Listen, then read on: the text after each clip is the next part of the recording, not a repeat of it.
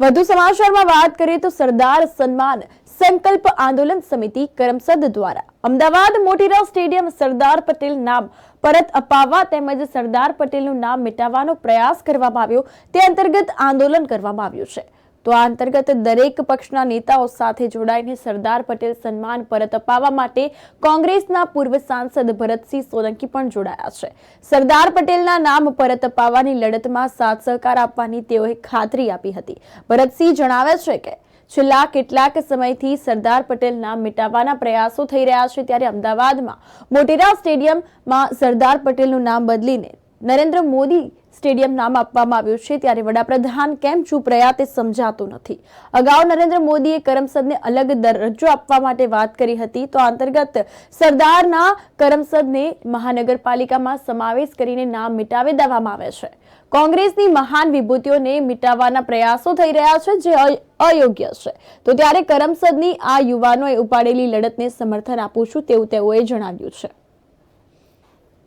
જે પ્રકારે છેલ્લા કેટલાય સમયથી ચાહે સરદાર પટેલ સ્ટેડિયમની વાત હોય કે જ્યાં સરદાર સાહેબનું નામ હતું, પહેલા તો મોટેરા સ્ટેડિયમ બનાવવામાં આવ્યું હતું અને એને યશ કીર્તિ મળે એ માટે મોટેરા સ્ટેડિયમનું નામ સરદાર પટેલ સ્ટેડિયમ રાખવામાં આવ્યું હતું।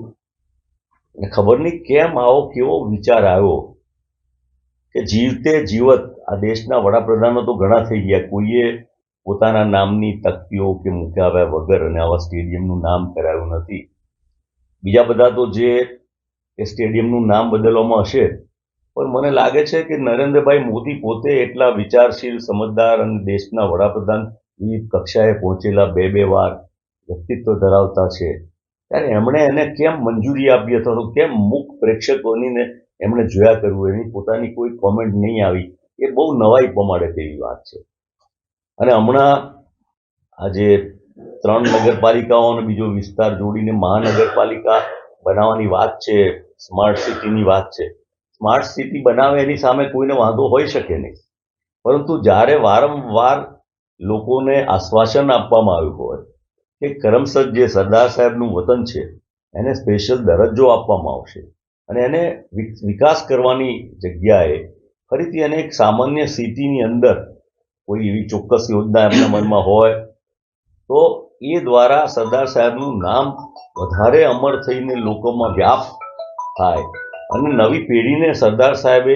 જે કર્મો કર્યા છે દેશની આઝાદી પછીના આ દેશને એકત્રિત કરવાના, એ વાતને લોકો સુધી વધારે સુધી પહોંચે એવો પ્રયત્ન એમણે કરવો જોઈતો હતો। પણ એને બદલે હવે માનો કે જ્યારે ચૂંટણી આવે ત્યારે સરદાર સાહેબનું નામ લઈને એમના વોટ લેવાની વાત ચોક્કસપણે હોય, પણ પછી ખરેખર સરદાર સાહેબનું નામ વધારે વ્યાપક થાય અને એટલું ગુજરાતમાં જ નહીં પરંતુ સમગ્ર દેશમાં, એ માટેનો મને લાગે છે એ ભૂલી ગયા છે અને ઇતિહાસને તોડમરોડ કરવાની એમની જે હંમેશા વૃત્તિ રહી છે, કારણ કે એમનો કોઈ ઇતિહાસ નથી। કોંગ્રેસનો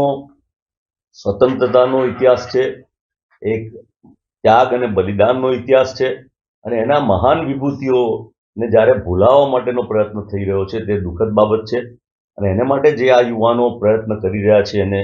લોકોની વચ્ચે લઈ જઈને પ્રશ્નને લોકોને વ્યાપક રીતે સમજાવવા માટે એમને શુભેચ્છા પાઠવું છું અને અમારા જેવા સૌ આવા પ્રયાસોમાં એમની સાથે એમને સમર્થન આપે છે। ગત કરમસદની અંદર જે પ્રેસ કોન્ફરન્સ યોજાઈ હતી તેમાં આમ આદમી પાર્ટી, કોંગ્રેસ પાર્ટી અને ભારતીય જનતા પાર્ટીના મતદારોએ એક થઈ અને મોટેરા સ્ટેડિયમ ઉપર ફરી પાછું સરદાર પટેલનું નામ લખાય અને સરદાર પટેલનું પોતાનું વતન ગામ કરમસદનું અલગ અસ્તિત્વ જળવાઈ રહે તે માટે તમામ પક્ષના મતદારોએ એક થઈને હાકલ જે કરેલી હતી, તેના ભાગરૂપે